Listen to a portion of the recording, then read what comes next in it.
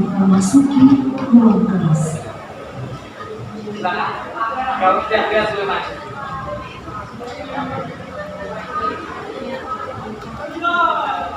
Ya, Pak. Ya. Kalau tidak dia sudah masuk. Jam kesenian sudah selesai. Saatnya memasuki jam ke-10.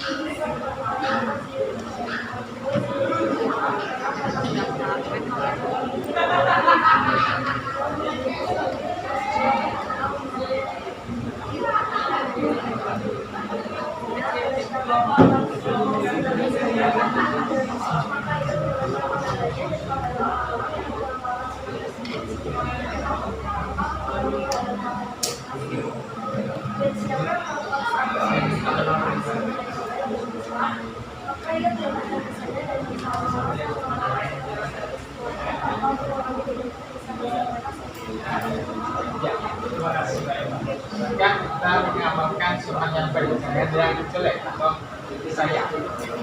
Ya, dalam perintah tablik dibacakan Mas Nova. Monggo. Silakan Mas Nova. Boleh maju ya, Pak? Ya.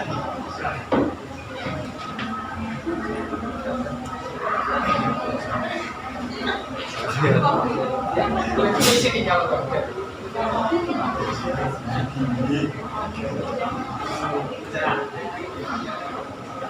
An Abdullah ibni Amrin radhiyallahu anhuma an Nabi sallallahu alaihi wasallam. Nabi sallallahu alaihi wasallam wala bil Balihu ani wala bal balihu ani ali walau ayat ayatan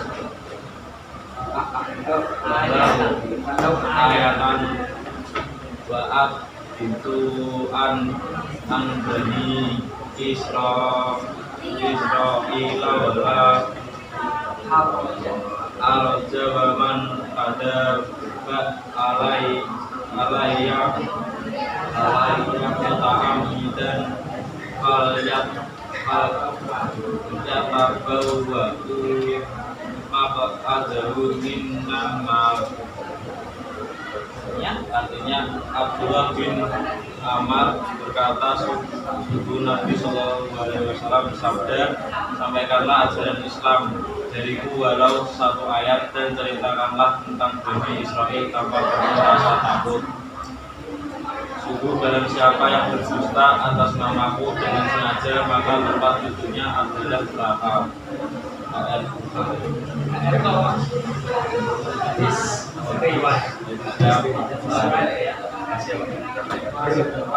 Suaranya menggugah, Mas. Ya, sudah tidak ada yang mengatasnamakan masih keturunan Nabi, saya masih Habib. Ya, terus minta uang ke orang lain agar dikasih juga tidak ya. Ada Habib yang namanya masih Habib Jalur, bukan ya? Enggak. Atau Habib Bilal Faiz, enggak. Berarti yang namanya Habib ya. Hadis di atas menyerukan kepada umat Islam agar menjadi seorang mubalik. Artinya seberapapun ilmu agama Islam yang diterima melalui proses belajar, di samping ada kewajiban untuk mengamalkan dalam kehidupan sehari-hari, juga ada kewajiban untuk menyampaikan kepada orang lain.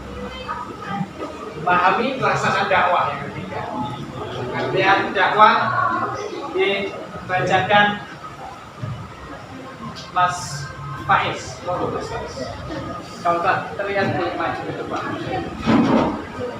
Tiga, memahami pelaksanaan dakwah. Pengertian dakwah bahasa dari bahasa Arab itu ya pada artinya mengajak atau mengambil. Sedangkan menurut istilah bahwa ini suatu upaya untuk mengajak orang lain ke jalan yang benar sesuai aturan dan hadis untuk mencapai kebahagiaan dunia akhirat dalam perkembangan kehidupan manusia dalam mengalami perkembangan pola yaitu. Terima kasih. Yes. Yang pertama dakwah bilisan adalah dakwah yang dilakukan secara lisan seperti nanti panjenengan yang ceramah, sana sehat, loka karya dan sejenisnya itu masih sama. Pakai mulut ya, dialog. Yang kedua dakwah ditambah adalah jenis dakwah dengan menggunakan tulisan media jurnalis seperti kumpulan karya tulis. Nah, panjenengan nanti kan menuliskan terlebih dahulu. Nah, itu masuk naskahnya. Kitab-kitab dan buku-buku dakwah dengan media jurnalis sudah kita jumpai beberapa abad silam. Banyak ulama Islam terdahulu maupun saat ini yang menggunakan metode ini, mereka menghasilkan ribuan karya tulis yang sangat berharga sampai saat ini. Yang ketiga, dakwah bil hal adalah jenis dakwah dengan perbuatan uswatun hasanah. Pola dakwah ini secara umum merupakan perpaduan antara dakwah bil lisan dan dakwah bil kitabah.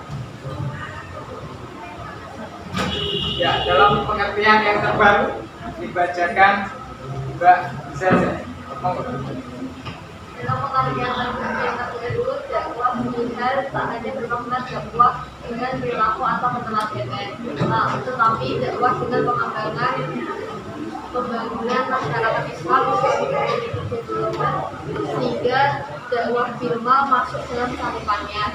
Dakwah bilmal hanya dapat dilakukan oleh orang-orang yang mempunyai rezeki lebih. Caranya adalah orang-orang yang punya rezeki lebih menyerahkan sebagian atau minimal 2,5% melalui lembaga BAZ dan ambil zakat atau langsung kepada yang berbeda. Dalam praktik dan sebuah militer, mereka merupakan umat Islam yang kurang satu dual dalam suatu tempat untuk memberikan bantuan dalam bentuk uang atau benda lain yang menjadi kebutuhan hidup kehidupan mereka. Ya, semoga kalian termasuk kaum yang mampu ya, atau mau masuk dalam golongan kaum apa? Tidak ya, bukan kemampuan semua. Selanjutnya praktek ini perlu dilakukan secara periodik atau berkala, secara rutin dengan sasaran pada umat Islam yang kurang mampu sehingga iman mereka selamat dari kemurtadan. Karena kemiskinan sangat rawan dengan kekafiran seperti yang pernah diungkapkan oleh Ali bin Abi Thalib bahwa kekafiran, kefakiran akan mendekatkan kekafiran. Apa yang disampaikan oleh Ali bin Abi Thalib telah banyak menjadi kenyataan di kalangan masyarakat. Lalu siapakah yang berdosa dan seharusnya bertanggung jawab apabila ada umat Islam yang fakir dan menjadi kafir? Ada 3 kelompok manusia, yaitu diri sendiri, umat Islam yang kaya, serta pemerintah.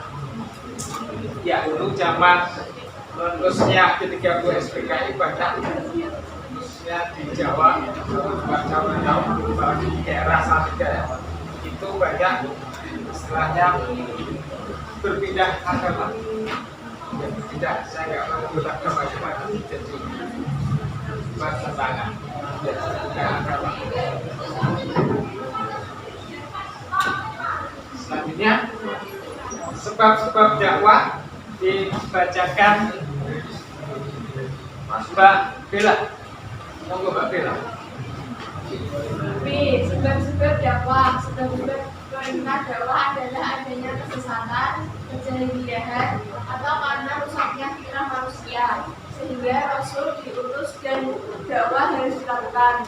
Di antara sebab-sebab tersebut adalah 1. Adanya perintah untuk menjadi orang yang beruntung. Allah berfirman, artinya, dan hendaklah di antara kamu ada golongan orang yang menyeru kepada kebijakan, menyuruh atau berbuat yang ma'ruf dan mencegah dari yang tidak mungkar.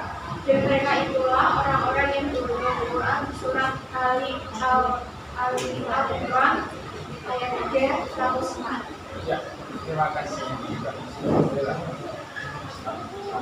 Suaranya bagus sekali. Adanya perintah untuk bertanya kepada orang-orang yang berilmu.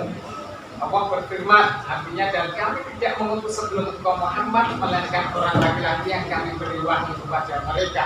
Maka bertanyalah kepada orang yang mempunyai pengetahuan jika kami tidak mengetahui. Dalil perintah dakwah dibacakan Mbak Cikita. Dalil perintah dakwah. Dalil yang memerintahkan umat Islam untuk melakukan dakwah, menegakkan kebaikan dan mencegah kemungkaran adalah 1. Quran surat An-Nahl surat ke-16 ayat ke-125.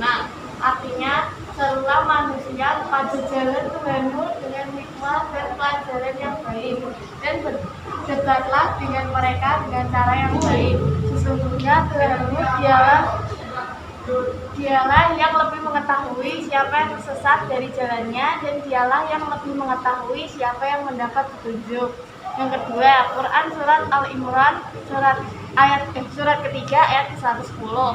Artinya, kamu umat Islam adalah umat terbaik yang dilahirkan untuk manusia, karena kamu menyuruh berbuat yang makruh dan mencegah dari yang mungkar dan beriman kepada Allah. Sekiranya ahli kitab beriman, tentulah itu lebih baik bagi mereka. Di antara mereka ada yang beriman, namun kebanyakan mereka adalah orang-orang fasik. Terima kasih. Yang ketiga ada Islam Muhammad. Artinya Abu Sa'id Al-Khudri radhiyallahu anhu berkata, mendengar Rasulullah SAW bersabda, barang siapa di antaramu menghadapi perkara mungkar, maka hendaklah merubah dengan tindakan atau kekuasaannya. Jika dia ada kemampuan, maka hendaklah dengan nasihatnya. Dan jika dia ada kemampuan pula, maka hendaklah dengan keimanan hatinya. Itulah selemah-lemahnya iman. Agar misi dakwah Islam dapat diterima dengan senang hati oleh umat Islam, di dalam melakukan dakwah Islam perlu menggunakan beberapa etika sebagai berikut. Yang pertama, bersikap lemah lembut, disampaikan dengan bahasa yang mudah diterima, mampu menjadi teladan dalam segala aspek kehidupan dan tidak boleh kerengkasan. Sifatnya lebih banyak mengajak dan merangkul, bukan mengejek dan mengutuk. Tema sesuai situasi dan kondisi silakan. Materi dakwah sesuai Al-Quran dan Hadis, tidak mengharap imbalan. Tidak, ini ya. Tapi sekarang banyak yang sudah tertarik ya. Kemudian, ya, mereka juga punya kewajiban untuk menafkahi keluarga. Jadi kenapa itu juga keluarga? Walaupun banyak juga yang melakukan. Silakan masuk ke golongan yang mana? Karena mereka sudah mempunyai kewajiban untuk menafkahi keluarga. Kalau tidak menafkahi maka bolos. Selanjutnya ketika melakukan dakwah, umat Islam harus meneladani Rasul dalam melakukan dakwahnya. Dibacakan Mas Yuda. Monggo Mas Yuda. Ketika melakukan dakwah, umat Islam harus meneladani Rasul dalam melakukan dakwah. Beberapa prinsip yang harus dipelajari oleh umat Islam dari dakwah yang dilakukan Rasulullah Shallallahu Alaihi Wasallam, yaitu 1. Sifatnya hanya mengajar. Apabila dengan ajakan kemudian mereka berpaling, diserahkan kepada Allah Subhanahu Wa Taala. Firman Allah dalam Quran surah An-Nahl surat 16 ayat 82, artinya, maka jika mereka berpaling, maka ketahuilah kewajiban yang diberikan atasmu, hanyalah menyampaikan amanat Allah dengan terang. 2.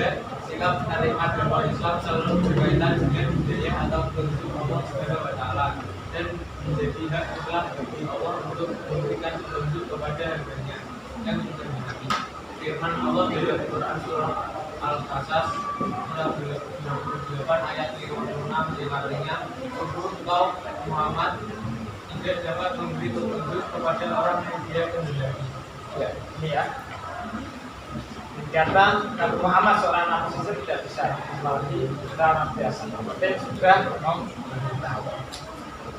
Selanjutnya melakukan dakwah Islam pada hakikatnya meneruskan misi Rasul yang dilakukan sebagai amanat dari Allah. Firman Allah, artinya, wahai Rasul, sampaikanlah apa yang diturunkan Tuhanmu kepadamu. Jika tidak engkau lakukan apa yang diperintahkan itu, berarti engkau tidak menyampaikan amanatnya.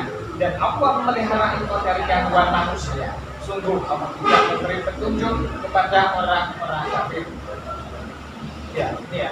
Nabi kemanapun selalu diberi ya. Ada awan yang menutupi ketika ada matahari yang bersinar. Dalam melakukan dakwah Islam, dai semata-mata mengajak manusia untuk menyembah Allah dan menjauhkan diri dari segala bentuk takut, segala bentuk makhluk yang dijadikan sebagai sembahan manusia, seperti yang dilakukan Masyarakat. Ya, nyambung ya. Kemudian firman Allah dalam An-Nahl 36, dan sungguh kami telah mengutus seorang rasul untuk setiap umat untuk menyerukan sembahlah Allah dan jauhilah tagut. Kemudian di antara mereka ada yang diberi petunjuk oleh Allah dan ada pula yang tetap dalam kesesatan. Maka berjalanlah kamu di bumi dan perhatikanlah bagaimana kesudahan orang yang mendustakan rasul-rasul. Menyajikan ketentuan khutbah tabligh dan dakwah. Yang pertama ketentuan khutbah. Yang pertama yaitu syarat-syarat khutbah, ini penting sekali. Ada beberapa syarat khutbah yang perlu dipenuhi sehingga khutbah menjadi sah dan dapat berjalan dengan baik. Syarat-syarat tersebut bisa dua hal, yaitu pertama syarat khatib. Seorang khatib dalam sholat Jumat, sholat Idain, dan pada ibadah lain yang memerlukan adanya khutbah disyaratkan bahwa seorang khatib yang pertama yaitu seorang laki-laki yang balik berakal sehat. Jadi perempuan tidak boleh menjadi khatib. Ibadah lain di sini termasuk khutbah nikah tadi ya, tidak boleh, harus laki-laki. Sholat Idain, ada yang tahu sholat Idain apa? Idain? Enggak bisa. Sholat Idain, ada yang tahu? Sholat Idain, sholat Idul Fitri, sholat Idul Adha, itu sholat Idain. Ya, menutup aurat dengan pakaian yang rapi, melakukannya dengan berdiri, suci dari hadas dan najis. Jadi kalau sudah habis ketut berarti harus wudhu, tidak boleh terus. Duduk di antara dua khutbah apabila khutbah dilakukan dua kali, maka nanti saat praktek panjenengan kalau khutbah kedua berarti sholat itu dulu di sini. Anggap saja ini mimbarnya. Ini kursinya memang ya. Kalau mau ngangkat mimbar yang ada di aula, ya berat sekali ya. Kemudian mengetahui tentang syarat rukun dan sunnah khutbah, melakukan rukun khutbah secara berulang, dan syarat materi khutbah. Agar materi khutbah dapat bermakna bagi jamaah, maka materi khutbah perlu memenuhi persyaratan sebagai berikut. Pertama, materi khutbah bersumber dari Al-Quran dan Hadis.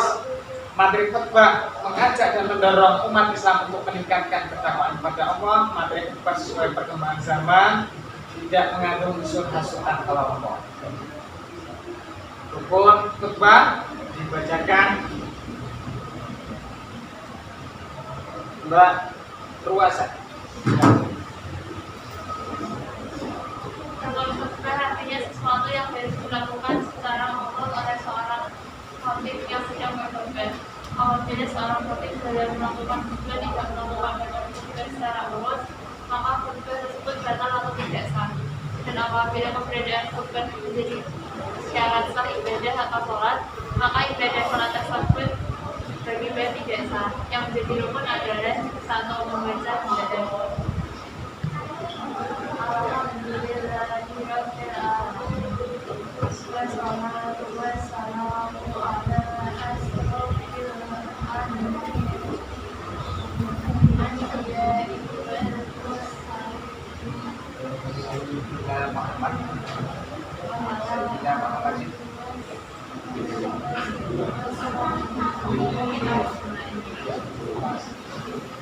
Ini ya, adalah tidak alhamdulillah. Ya, membaca dua kalimat syahadat, syahadatain asyhadu an la ilaha illallah wa asyhadu anna sayyidina Muhammadar Rasulullah atau dengan enggak ada apa-apa.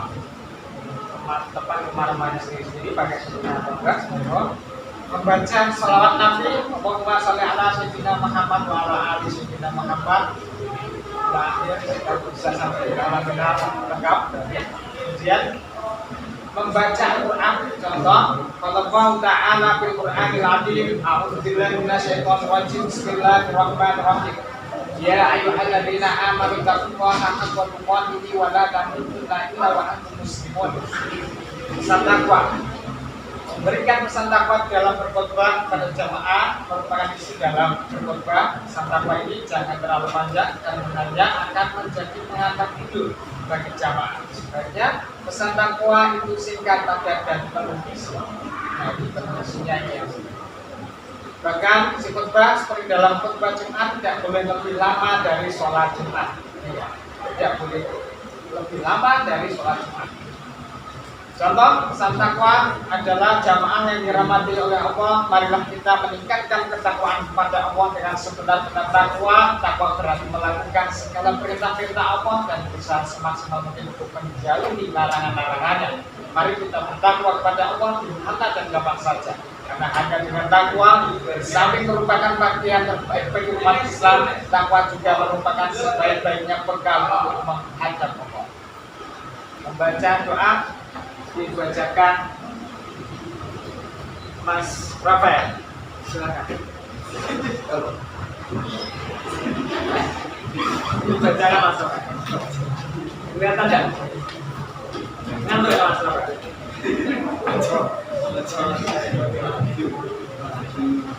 Silakan Mas Rafael. Membaca doa nomor 6.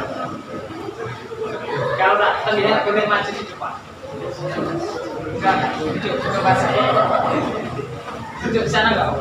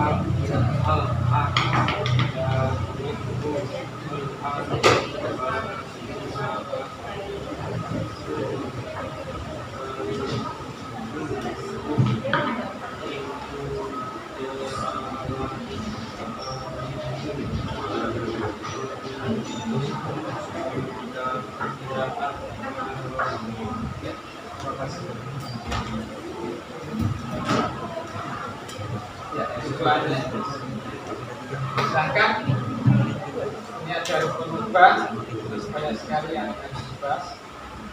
Bisa pandangan cermati sendiri.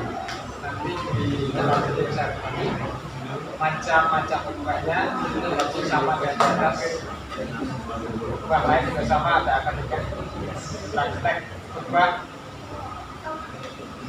Silahkan nanti dipraktekkan di rumah sebagai pokoknya. Yang kedua tabliknya, kalau syarat tablik ya jelas tidak harus nanti lagi. Ini ada persamaan dan perbedaan antara khutbah dan tablik. Selanjutnya praktek tablik, perlombaan, kemudian ketentuan dakwah, syarat dakwah, perbedaan antara khutbah tablik dan dakwah.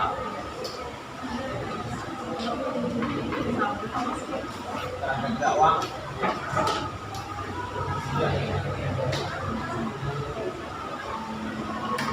selanjutnya ini perbedaan khutbah tablik dan dakwah lihat di LKPC. Nanti saya akan bagikan setelah panggilan dua kelompok dari perbedaan khutbah tablik dan dakwah. Yang judul khutbah tablik dakwah yang panjangnya sudah buat, akan dicantumkan di bawah ini nanti. Kemudian silakan ada yang bertanya atau memberikan tanggapan mengenai materi khutbah tablik dan dakwah kita. Silakan. Yang perempuan mungkin mau protes, Pak, kenapa perempuan tidak boleh berkhutbah? Padahal kalau boleh berkhutbah nanti kan tidak ada yang tertidur. Dan juga sunnah perempuan untuk sholat Jumat. Silakan. Ada? Ya, monggo Mbak. Silakan. Dulu waktu zaman dulu itu awal mulanya kenapa ada Jumat itu gimana? Mbak Devina, tanya awal mula adanya khutbah Jumat. Pertanyaannya bagus.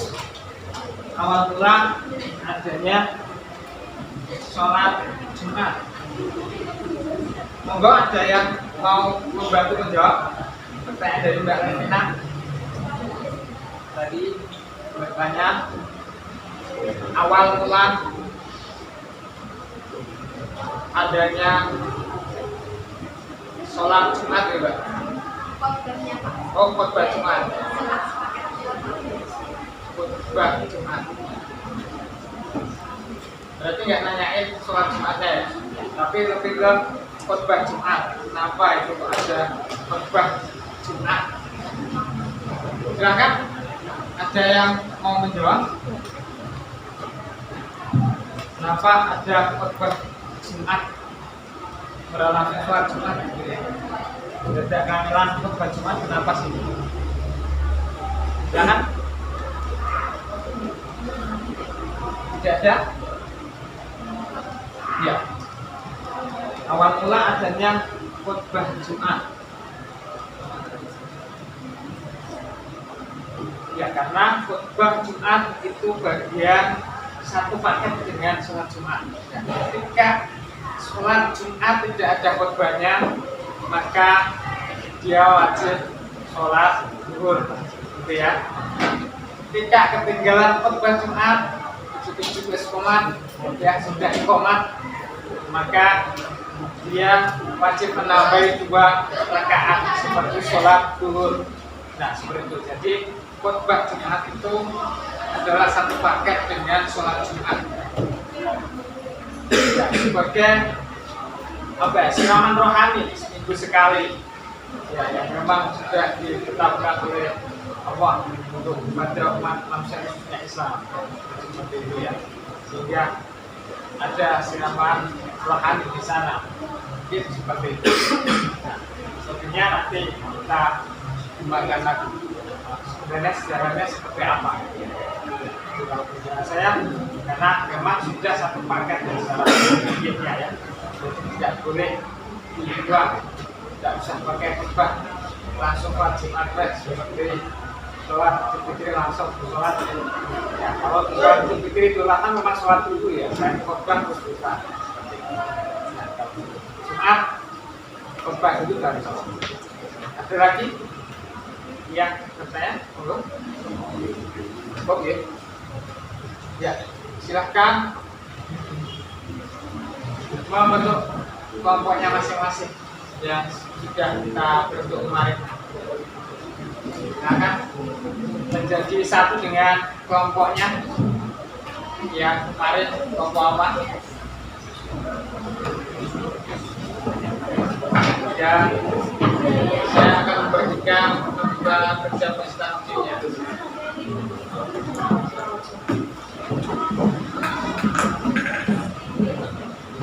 Nah,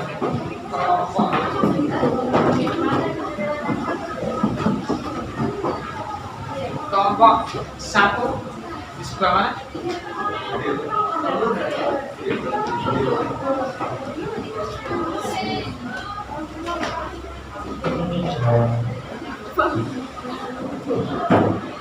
Kelompok 2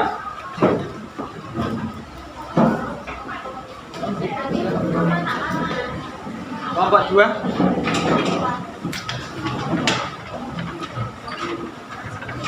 kelompok 3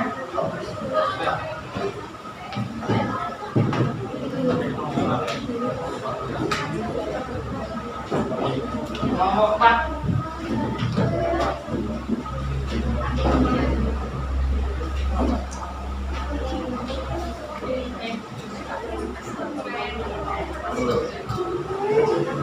kelompok 5 kelompok 6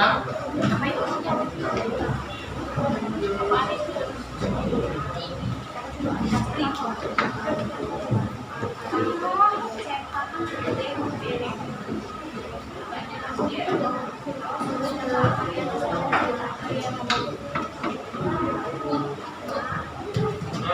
silakan panjenengan bisa mencari informasi tentang khotbah atau dakwah yang akan panjenengan buat dalam naskahnya.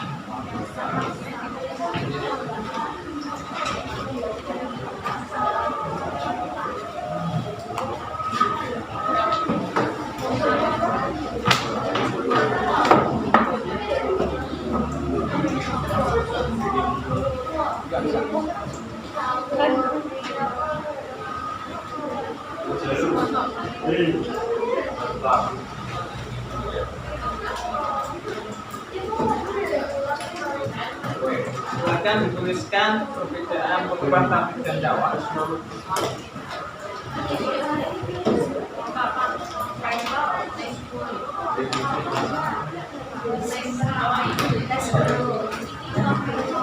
Dan boleh ada yang bertanya boleh.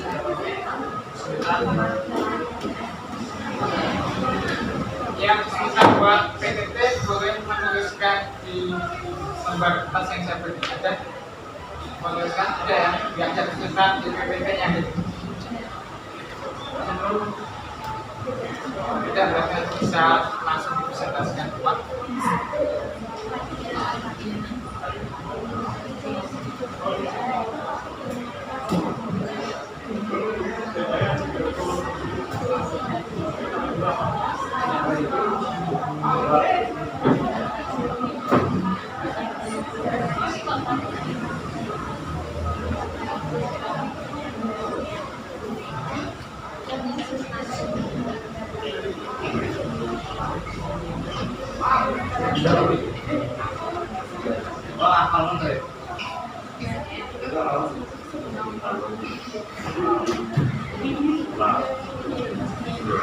Selanjutnya ada di pertanyaan kedua, mempraktikkan khotbah, tabligh dan dakwah nanti ya. Itu silakan nanti tuliskan judul khotbah panjenengan. Untuk yang laki-laki berarti yang A. Kemudian yang perempuan berarti mempraktikkan tabligh dan dakwahnya. Tabligh atau dakwahnya silakan di kolom yang B ya. Yang perempuan berarti yang B. Nanti yang perempuan berarti yang A dicoret karena mengerjakannya yang untuk sesuai perempuan.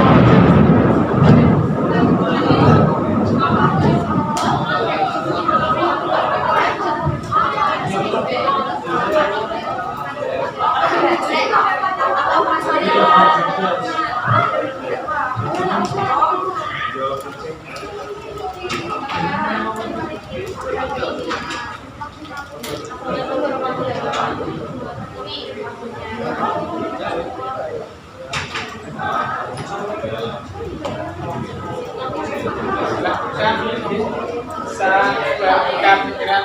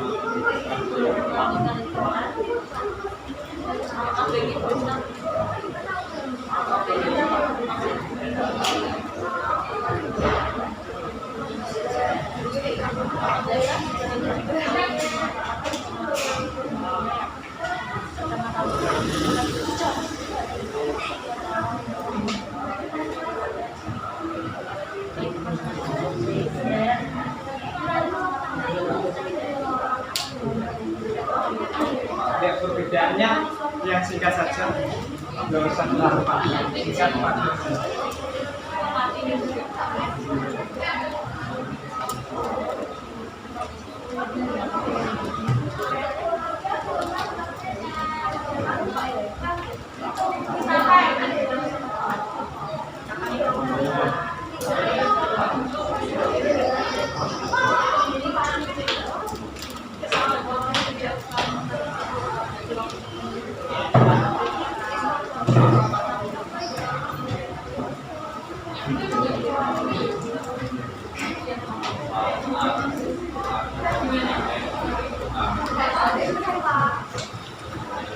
Ya, sekarang silakan kita mengikuti briefing di depan.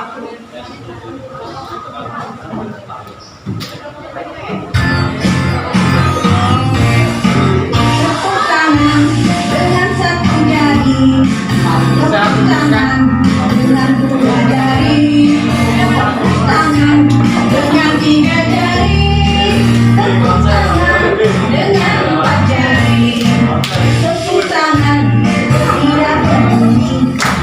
Coba bunyi sekali lagi, tepuk tangan dengan punggung tangan. Lakukan berulang-ulang.